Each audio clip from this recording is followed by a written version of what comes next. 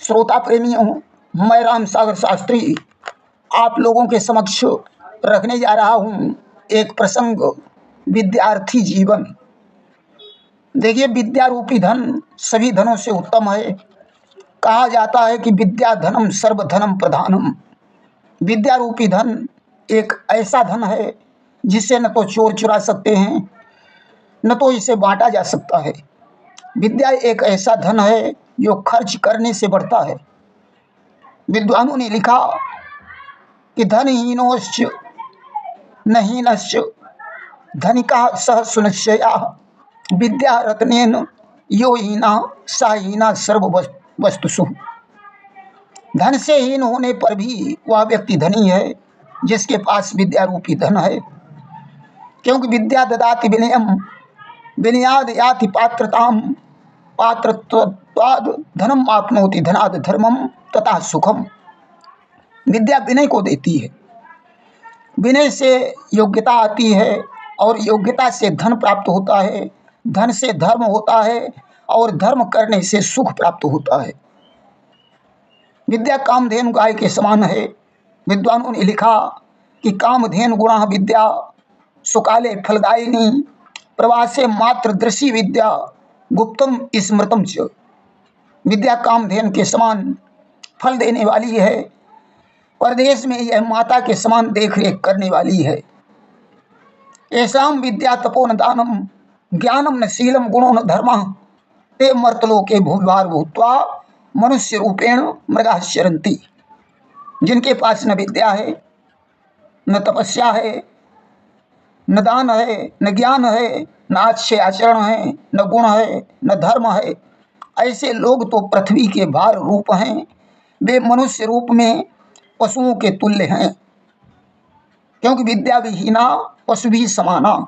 विद्या से हीन मनुष्य बिना पूंछ और सींग के पशु हैं। माता शत्रु पिता वैरी एन वालो न पाठता न शोभनते सभा मध्य हंस मध्य बको यथा। वे माता पिता शत्रु के समान हैं जिन्होंने अपने बच्चे को नहीं पढ़ाया। सभा के बीच में वह उसी प्रकार शोभा नहीं पाता जैसे हंसों के बीच में बगुला शोभा नहीं पाता है। अब प्रश्न आता है कि विद्यार्थी कहते किसे हैं? विद्या एवं अर्थो ही सह विद्यार्थी। जिसका सबसे बड़ा धन विद्या है वही विद्यार्थी है। विद्यार्थी के 5 लक्षण बताए गए हैं।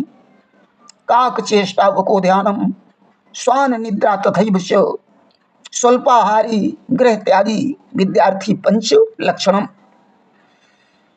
कौए के समान जिसकी तीव्र इच्छा हो।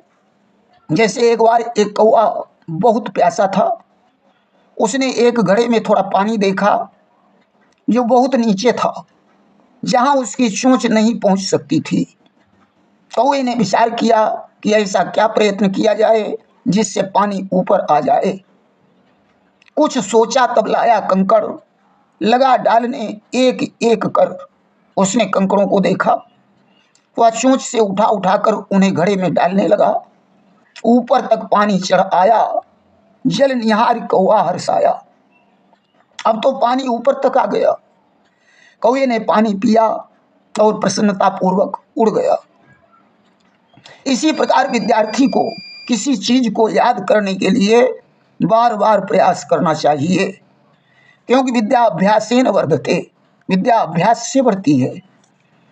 जैसे जलबिंदु निपातेन क्रमशः पूर्यते घटम। जल की एक एक बूंद लगातार घड़े में गिरती रहे तो धीरे धीरे वो घड़ा भर जाता है। इसी प्रकार लगातार प्रयास करने से कोई चीज याद हो जाती है। करत करत अभ्यास ते जड़मति होत सुजान रसरी आवत जात ते सिल पर पड़त निशान। अभ्यास करते करते जड़ बुद्धि वाला भी सुजान बन जाता है। जैसे शिला पर बार बार रस्सी रगड़ने से उसकी रगड़ से शिला पर भी निशान पड़ जाते हैं। विद्यार्थी का दूसरा लक्षण है बको ध्यानम, यानी उसका ध्यान बगुले की तरह होना चाहिए। जैसे बगुला मछली पकड़ने के समय ध्यान मग्न हो जाता है और जैसे ही मछली दिखाई पड़ती है वह उसे तुरंत चोंच में दबा लेता है। इसी प्रकार विद्यार्थी का ध्यान हमेशा लक्ष्य पर ही होना चाहिए। जब उसे लक्ष्य के अलावा कुछ भी न दिखाई पड़े तो ऐसा विद्यार्थी कभी असफल नहीं हो सकता। विद्यार्थी का तीसरा लक्षण श्वान निद्रा बताया गया है, यानी विद्यार्थी कुत्ते की नींद सोए। जैसे ही कुत्ता पत्ता खटकता है वैसे ही कुत्ता उठकर बैठ जाता है। विद्यार्थी की नींद भी इसी प्रकार की होनी चाहिए। देखिए, जल्दी सोएं और जल्दी उठें। वैसे तो प्रातःकाल 4 बजे विद्यार्थी को उठना चाहिए। अब विद्यार्थी अगर 4 बजे तक मोबाइल ही चला रहा है तो 7-8 बजे की नींद को 7-8 घंटे की नींद को पूरा कैसे करेगा? तब तो वह 11-12 बजे जागेगा ही। ऐसा करने से विद्यार्थी स्वस्थ कैसे रह पाएगा? इसलिए विद्यार्थी ठीक समय पर सोए और ठीक समय पर जागे, यह बहुत आवश्यक है। विद्यार्थी का तीसरा लक्षण स्वल्पाहारी बताया गया है, यानी विद्यार्थी कम भोजन करे, पौष्टिक भोजन करे, सादा भोजन करे, कम मात्रा में करे। क्योंकि जब तला भुना भोजन और अधिक भोजन करेगा तो उसका आलस बढ़ जाएगा, और अलसस्य कुतो विद्या, आलसी के पास विद्या कहाँ होती है। विद्यार्थी का पांचवा लक्षण गृह त्यागी बताया गया है, यानी विद्यार्थी घर का त्याग करे। पहले ऐसा ही होता था। पढ़ने के लिए विद्यार्थी को गुरुकुल में रहना पड़ता था। गुरु के सानिध्य में रहकर विद्या पूरी होने पर घर आता था। भगवान राम और कृष्ण की शिक्षा भी गुरुकुल में हुई, परंतु आज सरकार ने शिक्षा की व्यवस्था सुचारू रूप से कर दी है। जगह जगह विद्यालय हैं। आज भी कुछ विद्यालयों में छात्र छात्रावास में रहकर पढ़ते हैं। देखिए, मनुष्य के 3 गुरु होते हैं, माता, पिता और आचार्य। पहला गुरु माता है, दूसरा गुरु पिता है, तीसरा गुरु पढ़ाने वाला शिक्षक है। गुरु ब्रह्मा विष्णु और महेश के समान है। बिना गुरु की कृपा से ज्ञान नहीं होता। देखिए, गुरु का अर्थ क्या है? गु यानी अंधकार, रू यानी प्रकाश। जो अंधकार से निकालकर प्रकाश की तरफ ले चले उसे गुरु कहते हैं। कबीरदास जी ने लिखा कि गुरु कुम्हार सिख कुंभ है, गढ़ गढ़ कारत खोट, देत सहारो बाहु को ऊपर मारत चोट। गुरु कुम्हार की तरह है और शिष्य कच्ची मिट्टी के समान है। जैसे कुम्हार गढ़ना से गढ़ गढ़ कर घड़ा बनाता है, परंतु नीचे हाथ लगाए रखता है ताकि घड़ा फूट न जाए, इसी प्रकार गुरु शिष्य की कमियों को पूरा करने के लिए उसे ताड़ना देता है, परंतु हृदय में दया रखता है। लोभी गुरु और लालची चेला नहीं होना चाहिए। गोस्वामी तुलसीदास जी लिखते हैं कि हरई शिष्य धन शोक न हरई, सो गुरु घोर नरक माह परई। जो गुरु अपने चेले के धन को लूट लेता है परंतु उसके अज्ञान का हरण नहीं करता, तो वह गुरु रौरव नरक में डाला जाता है। गुरु किसी भी जाति का हो, परंतु उसकी निंदा करने वाला शिष्य 84 लाख योनियों में भ्रमण करता है। बिना गुरु दक्षिणा के विद्या सफल नहीं होती। कहा जाता है कि गुरु बनना बड़ा कठिन है, इसलिए गुरु सोच समझ कर करना चाहिए। विद्यार्थी को ब्रह्मचर्य का पालन करना चाहिए। विद्वानों ने लिखा कि व्रतम यतनेन संरक्षेद, वित्त मायात याति च अक्षीणो वित्तता क्षीणो व्रतस्तु हतो हता।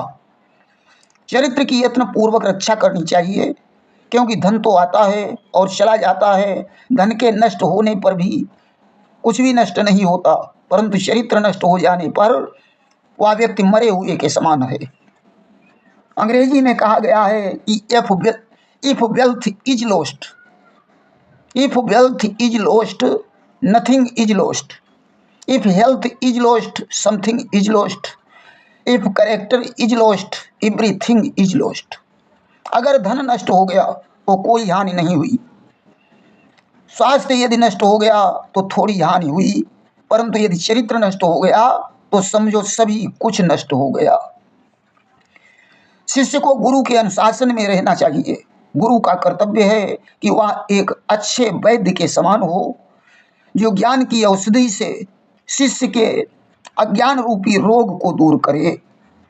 गुरु और शिष्य का संबंध पिता पुत्र के समान कहें या मित्र मित्र के समान कहें अथवा रोगी और वैद्य के समान कहें, ये कहना कठिन है, क्योंकि गुरु की तुलना इनसे भी नहीं हो सकती। गुरु को तो साक्षात परम ब्रह्म कहा गया है।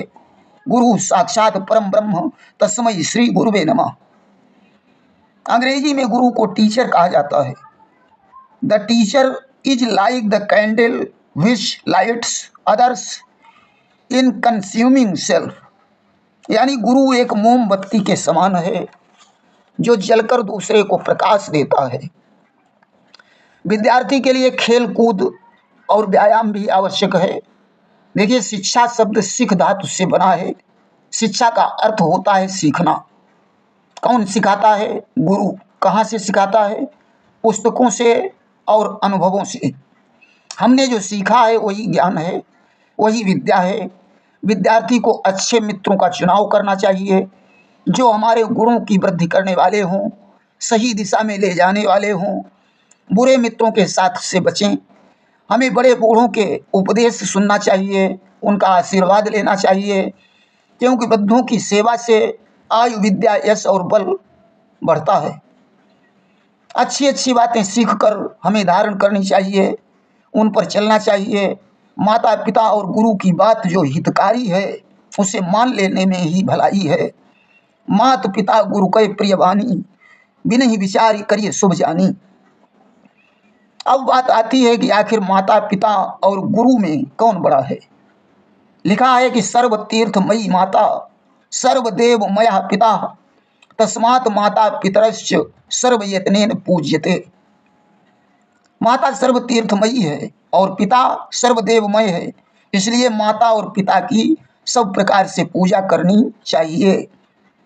विद्वानों ने लिखा कि मातृ देवो भव, पितृ देवो भव, आचार्य देवो भव, अतिथि देवो भव। महाभारत में कहा गया है कि माता गुरुतरः भूमे खात पितोच्च तरस्तथा। माता भूमि से बड़ी है और पिता आकाश से भी ऊंचा है। और भी कहा गया है कि जननी जन्मभूमिश्च स्वर्गादपि गरीयसी। माता और मातृभूमि दोनों स्वर्ग से बढ़कर हैं। मनुष्य पितृ ऋण से भले ही मुक्त हो जाए, परंतु माता के ऋण से कभी पूर्ण नहीं होता, क्योंकि माता ने 9 महीने उदर में रखा है, बड़े दुख सहन करके पालन पोषण किया है। स्वयं गीले में लेटी रही परंतु बच्चे को सूखे में सुलाया। परंतु इतने पर भी गुरु का दर्जा सबसे बड़ा माना गया है, क्योंकि बिन गुरु कृपा न ज्ञान हो, ज्ञान बिना नहीं भक्ति, भक्ति बिना मुक्ति नहीं, मुक्ति बिना नहीं तृप्ति। बिना गुरु की कृपा के ज्ञान नहीं होता, ज्ञान के बिना भक्ति नहीं होती और भक्ति के बिना मुक्ति नहीं होती तथा मुक्ति के बिना जीव की तृप्ति नहीं होती। गुरु गोविंद दोऊ खड़े काके लागो पाई, बलिहारी गुरु आपकी गोविंद दियो मिलाए। गुरु को भगवान से भी बड़ा माना गया है, जिसकी कृपा से जीव को परमात्मा से साक्षात्कार होता है। सच्चा गुरु और सच्चा मित्र कभी अंधे कुएं में नहीं गिरने देते, इसीलिए अच्छे गुरु और अच्छे मित्र का चुनाव करना चाहिए। अतः हमें कुसंग से बचना चाहिए, क्योंकि जैसा संग वैसा ही रंग आता है। मित्रता में अगर दोनों मित्र अंधे हैं तो कौन किसको रास्ता दिखाएगा। अंग्रेजी में कहावत है, the blind can not lead the blind. एक अंधा दूसरे अंधे को रास्ता नहीं दिखा सकता। अगर एक आंखों वाला है और दूसरा अंधा है तो आंखों वाले मित्र को उस अंधे मित्र को गड्ढे में गिरने से बचाना चाहिए, अन्यथा वह सच्चा मित्र नहीं हो सकता। मित्रता कृष्ण और अर्जुन की तरह होनी चाहिए, जो कृष्ण अर्जुन को उपदेश देकर उनको सही रास्ता दिखाते रहे। कहा जाता है कि विद्या धर्मेण शोभते, विद्या की शोभा धर्म से होती है। इसलिए मित्र अगर अधर्मी है तो वो किसी दिन आपको भी लेकर डूब जाएगा। सिर्फ हाँ में हाँ मिलाना ही मित्रता नहीं है। सच्चा मित्र वह है जो सही और गलत का समर्थन करे। A friend in need is a friend in deed. जरूरत पड़ने पर काम आने वाला ही मित्र है। यदि आवश्यकता धर्म के विरुद्ध नहीं है तो उस आवश्यकता में मित्र को मित्र का साथ देना चाहिए।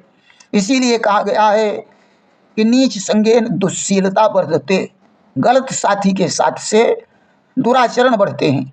इसलिए विद्यार्थी को हमेशा सुसंग करना चाहिए। पुत्र किसे कहते हैं? या प्रीणयति पितरम सुचरित ही सा पुत्र, जो अपने अच्छे चरित्र से माता पिता को प्रसन्न करता है वही पुत्र है। 10 पुत्रों के होने से कोई फायदा नहीं, एक ही पुत्र हो परंतु सुपुत्र होना चाहिए। एक नाम सुवृक्षेण पुष्पितेन सुगंधिना वास्तव वै वनम सर्वम सुपुत्रेण कुलम यथा। एक ही अच्छा वृक्ष पुष्पित होकर जैसे अपनी सुगंध से वन को भर देता है, उसी प्रकार एक सुपुत्र अपने आचरण से कुल को सुगंधित कर देता है। परंतु एक कुपुत्र अपने दुराचरण से सारे कुल का नाम डुबा देता है। और पुत्री के लिए लिखा है कि सतपुत्र समा कन्या गुणशीलाम श्री समन्विता अन्यदा धन दास चैव शक्ति रूपेण संस्थिता। कन्या 100 पुत्रों के समान है, परंतु गुणवान हो, अच्छे आचरण वाली हो, तेजस्वी हो, ऐसी कन्या शक्ति स्वरूपा है। परंतु दुर्गुणी दुराचारिणी कन्या जो अपने कुल का नाम डुबो दे, ऐसी कन्या का तो जन्म लेना ही पाप है। इसीलिए माता पिता और गुरु के लिए लिख दिया गया कि लालयेत 5 वर्षाणि खड वर्षाणि ताड़येत प्राप्तेत 16 वर्षे पुत्रे मित्रत्व आचरेत। 5 वर्ष तक बच्चे का लाड़ प्यार करना चाहिए। इसके बाद 10 वर्षों तक उसे ताड़ना देनी चाहिए, यानी अंकुश रखना चाहिए। पुत्र जब 16 वर्ष का हो जाए तो उसके साथ मित्रवत व्यवहार करना चाहिए। और भी लिखा है कि लाल नाद बहवो दोषा ताड़ नाद बहवो गुणा तस्माद पुत्रम च शिष्यम च ताड़ ये न तो लालयेत। ताड़ना देने में बहुत गुण हैं, लाड़ प्यार करने में बहुत दोष हैं। इसलिए पुत्र और शिष्य को लाड़ प्यार नहीं बल्कि ताड़ना देना चाहिए, यानी इनको अनुशासनबद्ध रखना चाहिए। शिक्षा के लिए लड़की और लड़कों के विद्यालय अलग अलग क्यों होना चाहिए? विद्वानों ने लिखा कि घृत कुंभ समानारी तप्तांगार समापुमान तस्मात् घृतम च बन्निम च नैकत्र स्थापयेद बुधा। नारी घी के भरे हुए घड़े के समान है और पुरुष जलते हुए अंगारे के समान है। इसलिए बुद्धिमान व्यक्ति को इन्हें एक जगह इकट्ठा नहीं करना चाहिए। आज तो लड़की और लड़के एक ही विद्यालय में पढ़ रहे हैं। बच्चों को कुछ संस्कार माता पिता और बड़े बूढ़े जन देते हैं, कुछ संस्कार गुरु से, कुछ मित्रों और समाज से, कुछ ननिहाल से प्राप्त होते हैं, कुछ संस्कार मोबाइल से मिलते हैं। अब जैसे संस्कार होंगे वैसे ही उसके आचरण होंगे। इसलिए माता पिता की भी जिम्मेदारी है कि वह अपने विद्यार्थी बच्चे पर नज़र रखें, उसे उन्नत करने में पथ प्रदर्शक बने। क्योंकि time and tide wait for none, समय किसी की प्रतीक्षा नहीं करता। इसलिए समय की कीमत समझें। बीता हुआ समय लौटकर वापस नहीं आता।